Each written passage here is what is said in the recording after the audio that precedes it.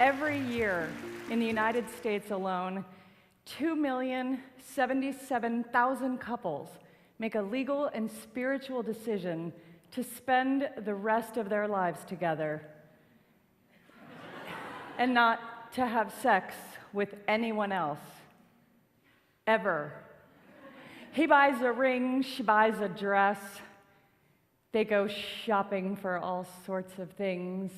She takes him to Arthur Murray for ballroom dancing lessons. And the big day comes, and they'll stand before God and family and some guy her dad once did business with, and they'll vow that nothing, not abject poverty, not life-threatening illness, not complete and utter misery will ever put the tiniest damper on their eternal love and devotion. These optimistic young bastards promise to honor and cherish each other through hot flashes and midlife crises and a cumulative 50-pound weight gain until that far-off day when one of them is finally able to rest in peace. You know, because they can't hear the snoring anymore. And then they'll get stupid drunk and smash cake in each other's faces and do the Macarena, and we'll be there, showering them with towels and toasters and drinking their free booze and throwing birdseed at them every single time, even though we know, statistically, half of them will be divorced within a decade. Yeah. Of course, the other half won't, right? They'll keep forgetting anniversaries and arguing about where to spend holidays and debating which way the toilet paper should come off of the roll. And some of them will even still be enjoying each other's company when neither of them can chew solid food anymore.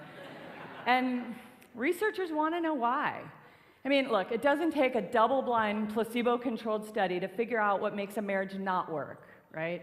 Disrespect, boredom, too much time on Facebook, having sex with other people. But you can have the exact opposite of all of those things: respect, excitement, a broken internet connection, mind-numbing monogamy. And the thing still can go to hell in a handbasket. So, what's going on when it doesn't? What do the folks who make it all the way to side-by-side burial plots have in common? What are they doing right?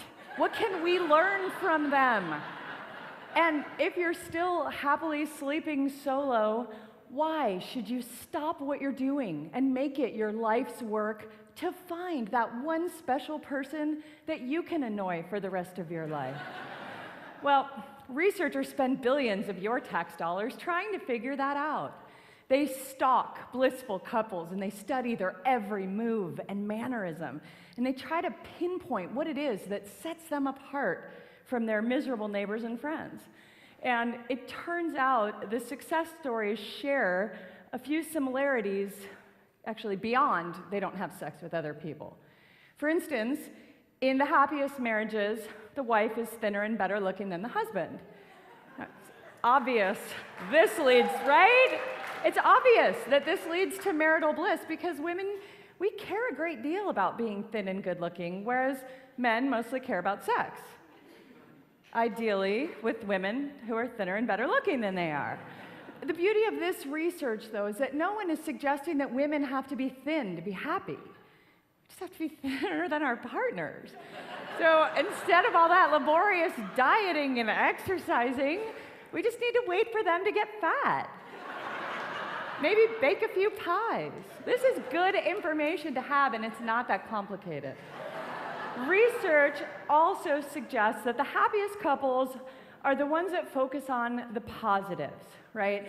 For example, the happy wife, instead of pointing out her husband's growing gut or suggesting he go out for a run, she might say, "Wow, honey, thank you for going out of your way to make me relatively thinner."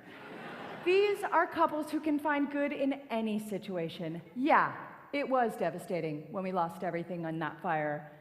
But it's kind of nice sleeping out here under the stars. And it's a good thing you've got all that body fat to keep us warm.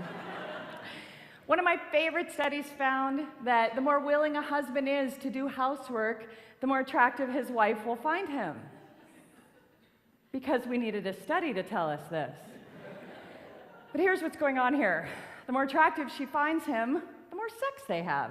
The more sex they have, the nicer he is to her. The nicer he is to her, the less she nags him about leaving wet towels on the bed, and ultimately, they live happily ever after.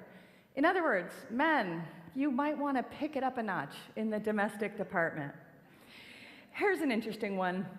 One study found that people who smile in childhood photographs are less likely to get a divorce. This is an actual study, and let me clarify. The researchers were not looking at documented self-reports of childhood happiness or even studying old journals. The data were based entirely on whether people looked happy in these early pictures. Now, I don't know how old all of you are, but when I was a kid, your parents took pictures with a special kind of camera that held something called film. And by God, film was expensive. Yeah, they didn't take 300 shots of you in that rapid-fire digital video mode and then pick out the nicest, smiliest one for the Christmas card. Oh, no. They dressed you up, they lined you up, and you smiled for the fucking camera like they told you to, or you could kiss your birthday party goodbye. But still, I have a huge pile of fake happy childhood pictures, and I'm glad they make me less likely than some people to get a divorce. So, what else can you do to safeguard your marriage? Do not win an Oscar for Best Actress. I'm serious. Bette Davis, Joan Crawford, Halle Berry, Hilary Swank, Sandra Bullock, Reese Witherspoon, all of them single soon after taking home that statue. They actually call it the Oscar curse. It is the marriage kiss of death and something that should be avoided. And it's not just successfully starring in films that's dangerous. It turns out merely watching a romantic comedy causes relationship satisfaction to plummet. Apparently, the bitter realization that maybe it could happen to us, but it obviously hasn't, and it probably never will, makes our lives seem unbearably grim in comparison. And theoretically, I suppose if we opt for a film where someone gets brutally murdered or dies in a fiery car crash, we are more likely to walk out of that theater feeling like we've got it pretty good, right? Drinking alcohol, it seems, bad for your marriage. Yeah. I can't tell you any more about that one because I stopped reading it at the headline. But here's a scary one. Divorce is contagious. That's right. When you have a close couple friend split up, it increases your chances of getting a divorce by 75%.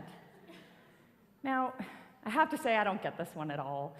My husband and I have watched quite a few friends divide their assets and then struggle with being our age and single in an age of sexting and Viagra and eHarmony, and I'm thinking they've done more for my marriage than a lifetime of therapy ever could. So now, you may be wondering, why does anyone get married ever?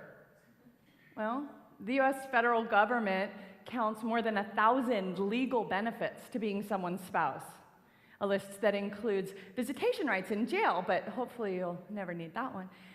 But beyond the profound federal perks, married people make more money. We're healthier physically and emotionally. We produce happier, more stable, and more successful kids.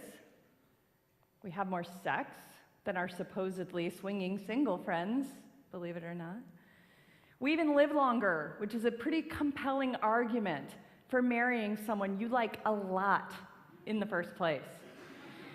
Now, if you're not currently experiencing the joy of the joint tax return, I can't tell you how to find a chore-loving person of the approximately ideal size and attractiveness who prefers horror movies and doesn't have a lot of friends hovering on the brink of divorce. But I can only encourage you to try, because the benefits, as I've pointed out, are significant. The bottom line is, whether you're in it or you're searching for it, I believe marriage is an institution worth pursuing and protecting. So I hope you'll use the information I've given you today to weigh your personal strengths against your own risk factors. For instance, in my marriage, I'd say I'm doing okay. On the one hand, I have a husband who's annoyingly lean and incredibly handsome, so I'm obviously going to need to fatten him up. And like I said, we have those divorced friends who may secretly or subconsciously be trying to break us up, so we have to keep an eye on that. And we do like a cocktail or two. On the other hand, I have the fake happy picture thing. And also, my husband does a lot around the house and would happily never see another romantic comedy as long as he lives. So I've got all those things going for me. But just in case, I plan to work extra hard to not win an Oscar anytime soon. And for the good of your relationships, I would encourage you to do the same. I'll see you at the bar.